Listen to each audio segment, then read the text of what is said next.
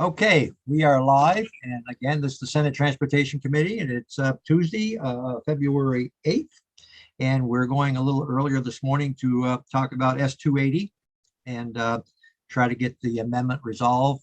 We've passed over it a few times, and so who would like to open up the discussion? Anthea, would you like to, or how do you want to do this? Or Senator Perchlik, who wants to go first? I think Or I Senator- will see if Senator Pearson wants to talk about his amendment, but I'm happy to talk about it if he doesn't want to. Well, Mr. Chair, if you want, I'll give a quick overview and then Sure. leave you to it. Okay, go right ahead. Yep. Well, thank you. Senator- Good morning, Chris Pearson, Senator from Chittenden. Let me say, I had no intention of slowing down your work. I apologize for that, if that's been the impact, but was curious about this issue. I got an email from a constituent going back a few years, and he had several DUIs, was his business was very dependent on cars, and I can't remember the details, and I've been trying to dig it up, but I couldn't remember. But he was therefore eager, committed to being sober, eager to be part of TAP. Is that what we call it? And found he was ineligible because he had a medical ID card for cannabis. And he approached me and said, I don't know if you can do anything about this, or I just want you to be aware. It seemed odd to him, and I share this, that you could have a prescription for a pharmaceutical that would have a real impact on your judgment or what have you, and be part of the program, and not in the cannabis space. And so I just sort of parked it in my mind as something that stuck out to me. I didn't see it as something to introduce a bill about. When Senator Ingalls was presenting, it just rang out to me, and I thought, oh, well, let's at least have this conversation. I do think I don't want to make light of this. This is a tricky one, but I believe that one of the reasons, perhaps a significant one, that people get enrolled in the medical cannabis program has to often do with pain. And in many cases, and the data is very clear about this in states that are fully recreational, et cetera, in many cases, cannabis can be effective as opposed to an opioid, which has a whole host of problems, not the least of which is impairment. And so it just strikes me that we have a challenge in our policy here, and we have at some level recognized the medical value of cannabis, but here are treating it differently for people that are prescribed or do have a medical card and are using cannabis as a substitute in many cases for a pharmaceutical. So I want to really appreciate Anthea. She sliced and diced this language as a concept that I had worked on, and Michelle Childs had helped us, and Anthea made it, I think, a little tighter. That's what we're trying to do. I liked that the draft that Anthea perfected was had to have somebody be prior enrolled. I do think that we want to protect against somebody that sort of figures out that they can game the system that way and still have an intoxicant and be in this program. I think that's a good amendment. I think that leans us towards people that are truly in the program for a medical need. And I have no illusions that this is a tricky one, but I appreciate the committee taking some time, and I think it's worth a conversation. So, Mr. Chair, I'll leave it at that. I'm glad to have questions. I can leave you if you want, or stick around in case questions come up, but I'll leave it to you. Great. If you could stick around for a couple minutes, that'd be great. Okay. Who would like to go next? Anthea, would you like to? Sure, I will. So Anthea Dexter Cooper from the Office of Legislative Counsel, for the record. I'll just put up the language really quickly, and then I know that you've got some people from the DMV and the Cannabis Control Board who can answer some more substantive questions. But this is the current version of the amendment. It is changing the definition of drug slightly, and this is just the definition of drug that is applicable for TAP. It wouldn't be changing the definition of drug for purposes of the driving under the influence statute. So the change is down in the additional language, which is lines 13 to 17. And it's saying that what is being excluded from drug, from the definition of drug, is cannabis, but then there needs to be two things that happen. It needs to be used by a patient that is on the registry, and the patient needs to have been on the registry prior to the date that the patient's license was reinstated under the TAP program. I'm going to put up the little side by side since I think that helps sort of see the differences in the language. So all the way to the left, this is the definition of drug that's going to be applicable for the driving under the influence statute in general. In the middle column, that's where we're getting the definition that's in S280 as it was introduced by this committee. And then all the way over to the right is Senator Pearson's amendment. You'll see that big chunk of green. That's the new language because the definition of drug in S280 does not have the carve out for cannabis that is used through the registry. And then the only other thing that I changed from the last version that you saw is we had this weird like double negative going on where it was saying that the drugs that are used under a prescription, it is used in a way other than. So I made the entire thing affirmative, and I think it reads a little bit better. So that's why you see that other small change in green. But the crux of Senator Pearson's amendment is that if you are using cannabis through the registry prior to your license being reinstated, then you would be able to continue using it and it wouldn't be considered a drug in terms of you must abstain from all alcohol and drugs. What it would not do, and I'll take the language down so you can see each other. What it would not do is if there is someone who currently has their license reinstated, they've been participating in the program, and 2 years from now, they're diagnosed with a condition that would allow them to get cannabis through the registry, they would not then be able to get cannabis through the registry because it wouldn't have been prior to the license being reinstated. So if there is a gap here in terms of a portion of the population that might be using cannabis in this therapeutic means, that is it, but that could be something that you deal with at a different time, but it is a different subset of the population than what Senator Pearson's amendment is seeking to address. Okay, Senator Herzog, anybody want to comment? I think Okay. hearing from DMV would be. Sure. Let's hear from Mike Smith with us this morning, I believe. He is. Good morning, Michael Smith, Deputy Commissioner for the Department of Motor Vehicles, for the record. So you asked to hear from me. So basically when we introduced some language in the miscellaneous bill to modify the definition of drug, and our intent was to combine, and I think the committee remembers seeing those 4 different tiers of DUIs statutes that we were trying to manage. And our goal was to try and combine them all to have one version so that it was easier to manage the program. And I think it's important in the consideration to understand that individuals coming into this program have their 3rd or 4th or 5th or multiple DUIs. More than 3 is the key here.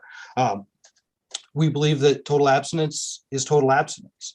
When we look at years ago, I think it was 2016, I was in the committee when the language was modified to allow for the prescription drugs. I remember the individuals coming and testifying on it. Prescription drugs, as we all know, are prescribed, regulated. They have information as to how it is going to impact the individual that is taking that prescribed drug.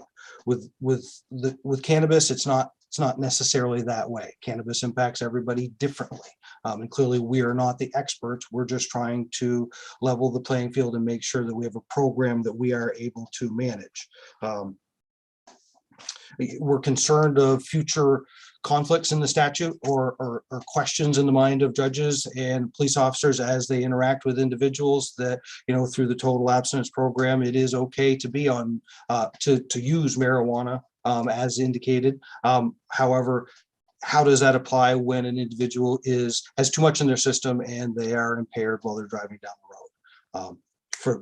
For those reasons and the unintended consequences, we do not support the language as submitted, and we would request that the language remain as we submitted originally. Okay, questions, comments? We have someone from the Cannabis Control Board, I believe, with us. Brian, Good morning, committee. Nice to Good see morning. you this morning. morning. For the record, Bryn Hare, Executive Director of the Cannabis Control Board. I heard that you were interested in hearing from someone from the board on this amendment, and so I'm here to answer any questions you might have. And hopefully I can be helpful. Good morning. Thank you very much. Okay, question, Senator Perchley. I think the question for you, Brandon or Ms. Hare, is one of the issues, the difference between the cannabis and like some prescription opioid that might also impair your driving, is that the opioids or whatever, prescription drug is prescribed by a doctor and dosed and those kind of things, where cannabis, since it's still illegal federally, doctors can't prescribe it. And so what is the process to get that what's the equivalent of a prescription for medical cannabis? Yeah, right. So you're absolutely right that because it's classified by the federal government as a Schedule I controlled substance, those Schedule I substances are labeled as having no currently acceptable medical use. So healthcare providers that can prescribe controlled substances have to register with the DEA in order to prescribe controlled drugs, and they can have their DEA registration revoked if they prescribe medical cannabis.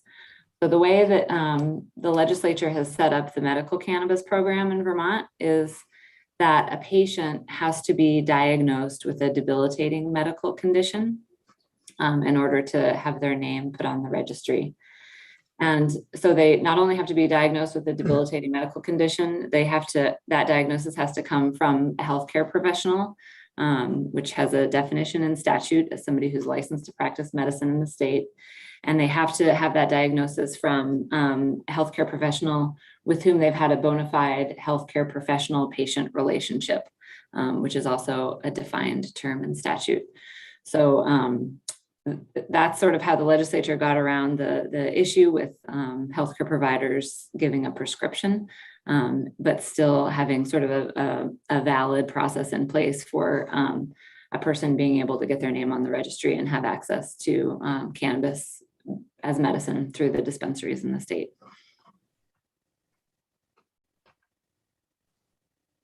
Question? Questions? Yes, Senator Chittenden. Somewhat following up on that, Brent, I'm really glad to have you here. I don't understand if there is a distinction with this medical cannabis registry on the degree of THC levels. So if they have it, can they get any type of marijuana that can drastically affect one's ability to operate a motor vehicle, as opposed to, is there a distinction with a registry that allows them just a CBD or weaker THC levels? Is there any gradient levels in access to this drug? So patients that are accessing their medicine through the dispensaries have access to what the dispensaries manufacture and provide. So because they're not getting a prescription from a doctor, they're not getting they are not restricted in exactly what they're able to get from a dispensary. But there are processes that the dispensaries have in place to ensure that patients are getting the strains of cannabis that are most helpful to them, or the products that are most helpful to them to address the condition that they have. Quick follow-up. Yes, sure. Just Go ahead. Senator Pearson, I'm very sympathetic to this. I feel like the real answer is to allow doctors to prescribe marijuana, and I think that would thread the needle on this. I don't know if Senate Transportation can take that on, but I think that's the solution, and maybe we need also an act of Congress on that. For sure we do. Any other questions, comments?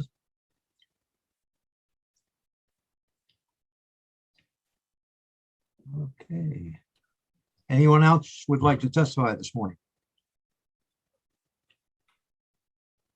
Any other questions? Yes, Senator Pearson, go right ahead. Mr. Chair, I'd just point out that impairment is a threshold throughout the statute, and you know, I just neglected to mention that in my earlier comments. So you know, again, I don't suppose that changes the outcome, but it's always in the program, no matter what your medicine you're on, if you like. Impairment is a threshold that you cannot cross with due reason. And I don't suggest that we take this lightly. I think I appreciate you taking the time and thank you.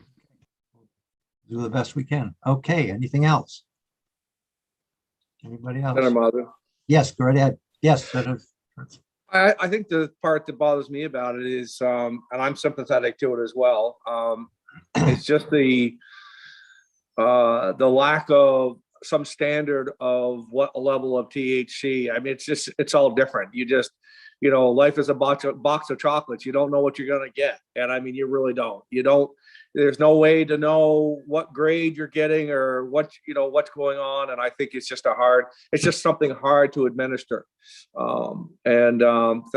That's kind of where I'm at. I'm sympathetic to all sides. I know what the TAP program's trying to do. I know that we owe a loyalty to the people of Vermont to make sure that we're not putting unsafe drivers on the road. I understand. I understand that there's people who prefer marijuana over prescribed opioid type drugs. I don't blame them for that. There just may not be a fit in this program to be able to carve out what everybody would like to do. So that's kind of where I'm at with it. Okay. Any other comments at this time? Senator Mazza, I was just going to let you Yeah. know that Senator Kitchell had to leave to go to appropriations. Oh, well, that's too bad. I wanted her to comment on it. So Yeah. what should we pass over it again today and do a little more thinking out of it? I'm in favor of passing over it if the committee is, and then we can discuss it more and Okay. and just make sure that we're giving it the thought that that. Yeah, we'd like to get it right. We'd like to get it right as Yeah. close as we can. And it's maybe we can get this thing resolved with another day or so. So let's do that. Unless I hear objections, we'll pass over it at this time and continue our discussions. Okay? Thank you. Okay.